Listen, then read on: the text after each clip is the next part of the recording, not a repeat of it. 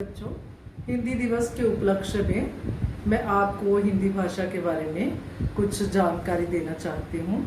तो आज हम इस YouTube चैनल में हिंदी के बारे में जानेंगे कि जो र है, हिंदी में जो साउंड है र, उसके भिन्न भिन्न प्रयोग होते हैं, जिसके बारे में बच्चे कई बार कंफ्यूज हो जाते हैं, नहीं बता पाते कि ये र जो है किस तरह से बोलना है या उसको किस तरह से लिखना है।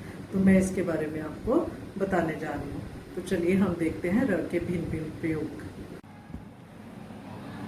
हिंदी की वर्णमाला में अ से ह तक, ज ज्ञ तक जो अक्षर होते हैं उन्हें वर्ण या अक्षर कहा जाता है, जिसमें ये र जो है वो आता है। इसके भिन्न भिन्न रूपों के बारे में आज हम जानेंगे। ये साउंड जो है, ये ध्वनि है, इसको बोला जाता है र। जैसे हम इसको लिखते हैं रीना, परम, राम, अधर अधर, रमण रमण, फर फर। और इसको मात्रा लग जाती है जब रूमाल, तो ये र है, जिसमें हम र के एक प्रयोग के बारे में देख रहे हैं कि र को किस तरह से बोला जाता है। अब है यही र जो है कभी हलंत हो जाता है। हलंत वर्ण का अर्थ है कि ये आधा है। आधा र लिखने के लिए इस साइन को, इस चिन्ह को लगाया जाता है। तो जब हम आधा र लिखते हैं तो आधा र को नहीं लिखा जाता, तो या तो हम हलंत लिखेंगे तो या हम ये चिन्ह लगाते हैं। और ये चिन्ह जो है, इस र के पूरे सिद्धांत को रेफ का नियम या रेफ का सिद्धांत कहा जाता है। ये देखिए रेफ। तो रेफ क्या है कि ये जो र, आधा र है, उसको हमने अक्षर के जो ऊपर लगा देना। कब लगाना है? जैसे हम जो भी लिख रहे हैं तो उसमें हमने जो आगे आने वाला है, आधा र यहाँ पे आता है, उसके आगे आने वाले व्यंजन पे या स्वर पे हम ये र जो है लगा देते हैं। तो क और आधा र और म, तो बना कर्म। तो हमने इसका ये चिन्ह लगा दिया। ये मात्रा नहीं है। कुछ बच्चे बोलते हैं र की मात्रा, ये र की मात्रा नहीं है, ये चिन्ह है र का, जिसमें जो ये बताता है कि यहाँ पे आधे र का इस्तेमाल हुआ है। इसी तरह से अब आगे देखते हैं। म को उ की मात्रा है, बीच में आधा र आ रहा है, ग, मुर्ग। और अब ये देखिए, बहुत हम करते हैं परिवर्तन। पहले र आया हुआ है वो अलग है, परिवर्तन व, और इसके बीच में आधा र है तो बना परिवर्तन। और त की जो ये त के ऊपर जो र आया है वो इस र को जो बीच में आ रहा था उसको बता रहे हैं। इसी तरह से चर्म, इसको बोलना भी इस तरह से, पूरा र नहीं बोला जाएगा। अगर पूरा र बोलेंगे तो च र म चरम, तो हमने बोलना चर्म। और इसी तरह से म के बीच में र आ रहा है तो मर्म और धर्म। अब आता है कि अगर तो ये अक्षर ऐसे है या ये ऊ की मात्रा के साथ है या ये ए की मात्रा के साथ है तो ये इसी अक्षर पे आएगा। लेकिन अगर ये मात्रा डंडी वाली हो तो उस मात्रा के ऊपर ये साइन जो है, चिन्ह जो है आ जाता है। जैसे सर्दी में देखिए, स आधा र, द को ई की मात्रा, तो ये र की जो साइन है वो यहाँ पे आई। तो ये साइन जो है हमने यहाँ पे लगाई है।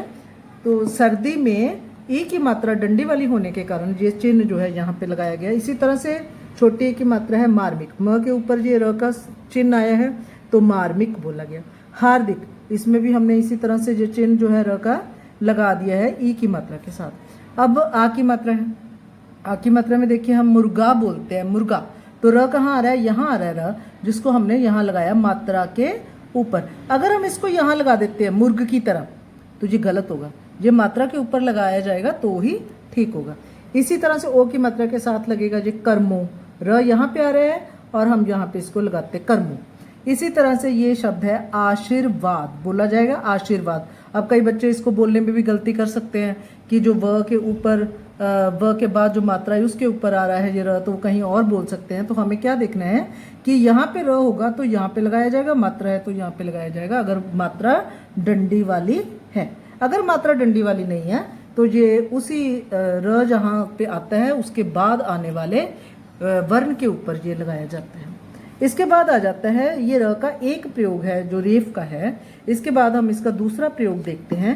वो है कि र कभी पूरा होता है तो उसके आगे वाला वर्ण जो है वो आधा होता है।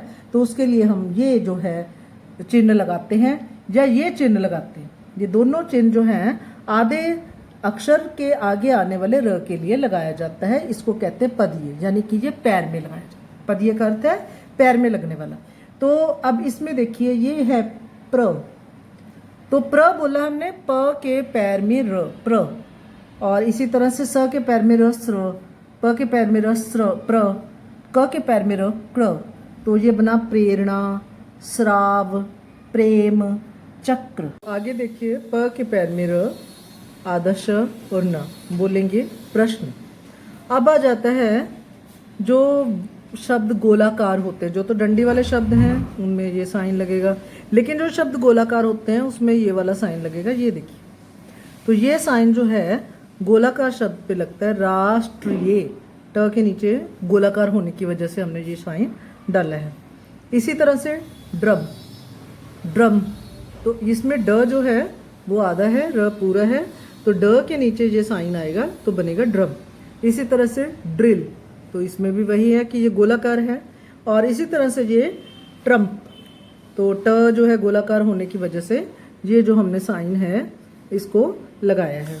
अब हम देखते हैं कि ये जो शब्द हैं बने किस तरह से हैं। तो ये देखिए, जैसे हमने किया प आधा मतलब हलंत, तो उसमें जब र जो है पूरा हो जाता है तो जो शब्द बनता है वो बनता है प्रश। तो ये प्र बना है, तो इसमें क्या है कि ये डंडी वाले वर्ण के साथ आया है तो हमने ये वाला साइन लगाया। लेकिन जब ये गोलाकार होता है, जैसे कि हमने ट को लिखा, ट है आधा, और उसमें हमने जब पूरा र जो है साथ में लिखा, तो हमारे पास जो लिखा जाएगा ट के पैर में र, वो ये साइन के साथ लिखा जाएगा तो बन जाएगा ट्र। इसी तरह से ये बन गया ड्र। इसी तरह से एक और शब्द आता है जिसे हम इस तरह से लिखते हैं, जैसे कि हमने लिखा हरास, तो हरास में देखिए हमने यही वाला जो साइन है ऐसे करके लगाया है, तो ये हरास जो है लिखा गया। इसको इस तरह से भी हम लिख सकते हैं या हम इस तरह से भी लिख सकते हैं, तो पढ़ा जाएगा हरास। यह के पैर मेरा हरा, ह जो है इसमें आधा है, र इसमें पूरा है। तो आइए अब हम फिर से देखते हैं कि हमने ये जो शब्द किए हैं कर्म, मुर्ग, परिवर्तन, तो इसमें कहाँ ये आधा आता है। तो हमने कर्म लिखा क, आधा र और म, तो ये बन गया कर्म। मैं आपको बताना चाहूँगी कि कई बार हमारे घर में बुज़ुर्ग होते हैं और वो दूसरा मोबाइल यूज़ करते हैं जो स्मार्ट मोबाइल नहीं होता, बटन वाला मोबाइल होता है, तो उसमें हम ये शब्द लिखते हैं तो वो हमें कहते हैं लिख के दो, तो हम लिखते हैं तो ये ऐसे नहीं लिखा जाता, वर्षा, प्रभा, चंद्र। तो मैं आपको बताती हूँ कि इसको इस तरह से लिखने के लिए मोबाइल में हमें क्या करना होगा। जब हम मोबाइल में प्रभा लिखना है तो हमें पता है कि इसमें प आधा आता है, तो प को हलंत कर देंगे, और जब उसके बाद हम ये उसके बाद पूरा र टाइप करेंगे तो अपने आप जो हमारे पास आगे स्क्रीन पे दिखेगा वो ये आएगा। तो हम इस तरह से उसमें प्रभा जो लिख सकते हैं। फिर आ जाता है चंद्र, तो हम जानते हैं कि चंद्र में भी पहले हम च लिखेंगे, फिर हम आधा न लिखेंगे, और फिर जो हमने द लिखना है हम जानते हैं कि वो पूरा है वो करेंगे, और उसके बाद जब हम द को हलंत कर देंगे और र लिखेंगे तो हमारे पास जो स्क्रीन पे लिखा आएगा वो इस तरह से होगा चंद्र। तो ये है कि हम इसका मोबाइल में किस तरह से प्रयोग करते हैं। अब मैं वो शब्द आपको बताऊंगी जिसमें दोनों तरह के रा का इस्तेमाल हुआ है। तो उसमें पहला शब्द जो है वो है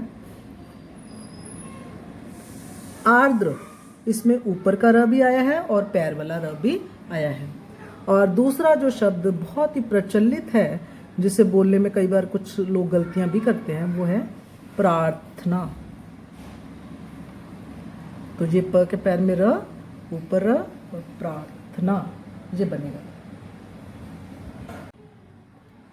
प्यारे बच्चों, अब मैं इसी तरह के संयुक्त अक्षर और जो आधे अक्षर का प्रयोग होता है वो अपनी अगली वीडियो में दिखाऊंगी, तो आप उसके बारे में इंतज़ार कीजिए और मुझे कमेंट बॉक्स में कमेंट करके आप जो भी पूछना चाहते हैं पूछ सकते हैं।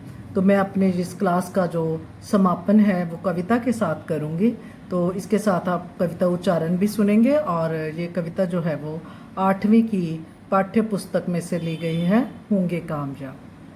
होंगे कामयाब, होंगे कामयाब, होंगे कामयाब, एक दिन।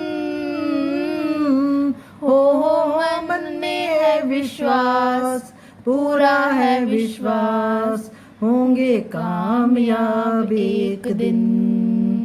चलेंगे साथ साथ, डाले हाथों में हाथ, हम चलेंगे साथ साथ एक दिन। हो मन में है विश्वास, पूरा है विश्वास, होंगे कामयाब एक दिन।